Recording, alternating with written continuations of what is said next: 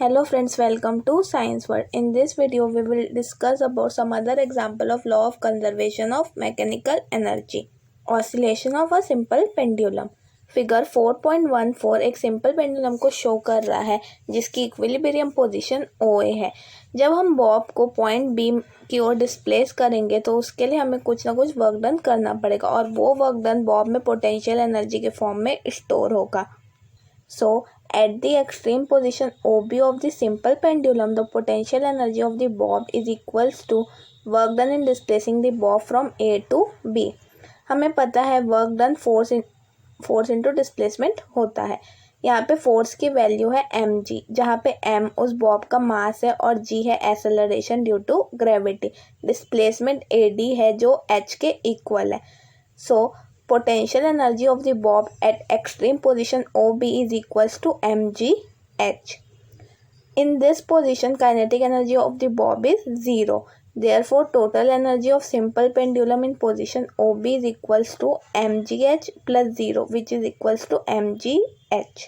जब पेंडुलम को OB position से रिलीज किया जाएगा तो वो पॉइंट A की तरफ मूव करेगा, जिसकी वजह से उसकी पोटेंशियल एनर्जी काइनेटिक एनर्जी में कन्वर्ट होएगी और मेन पोजीशन OA में पहुंचकर उस बॉब की पोटेंशियल एनर्जी 0 हो जाएगी, जबकि उसकी काइनेटिक एनर्जी मैक्सिमम होगी। अगर हम वो मैक्सिमम काइनेटिक एनर्जी को हम हाफ mvm² मान लें, जहाँ पे vm उसकी बॉब वेलोसिटी है पॉइंट A में। So by equation v² is equals to u² plus 2gh, we get vm² is equals to 2gh. On putting value of vm in equation, kinetic energy is equals to half mvm², we get kinetic energy of the bob is equals to mgh.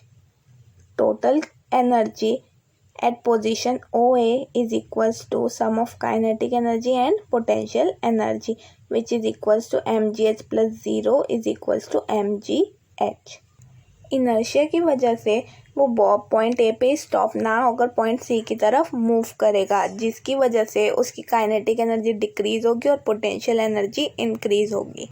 और extreme position OC में जो kinetic energy है Bob की वो 0 हो जाएगी और potential energy maximum होगी। Therefore, total energy of simple pendulum in the position OC is equals to kinetic energy plus potential energy is equals to mgh plus 0, which is equals to mgh. Clearly, the mechanical energy of simple pendulum remains constant at every point. Example third, conservation of mechanical energy in spring. हम जब spring के एक and को एक rigid support के साथ और दूसरे एंड में एक ब्लॉक को फिक्स कर दें और उस ब्लॉक को उसकी मेन पोजीशन से डिस्प्लेस करने के बाद रिलीज करेंगे तो वो ऑसिलेट करेगा from x equals to x0 to x equals to minus x0. At extreme position x equals to x0. At this position, the speed of block is 0. Therefore, kinetic energy K is also equals to 0. And potential energy U is equals to half kx0 square. हमने U is equals to half kx square पहले ही prove कर चुका है. Total energy of spring is equals to kinetic energy plus potential energy. On putting value of kinetic energy and potential energy, we get total energy of spring is equals to half kx0 square. At mean position x equals to 0. When a block reaches to its main position, then its speed increases, hence its kinetic energy also increases and potential energy decreases.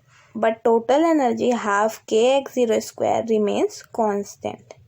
Position x equals to 0 में block की speed maximum होगी तो उसकी kinetic energy की value भी maximum आएगी, लेकिन और वहाँ पे उसकी पोटेंशियल एनर्जी 0 के इक्वल होगी।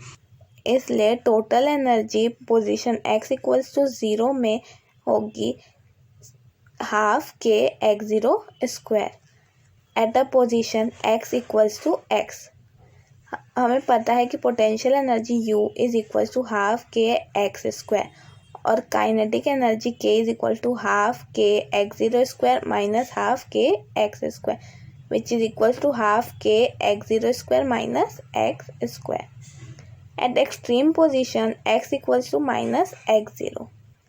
इस पोजीशन में जो ब्लॉक की स्पीड है वो ज़ीरो होगी, तो उसकी काइनेटिक एनर्जी भी ज़ीरो हो जाएगी। और पोटेंशियल एनर्जी होगी U is equal to half के x0 स्क्वायर। तो टोटल एनर्जी यहाँ पे फिर आएगी हाफ के x0 स्क्वायर।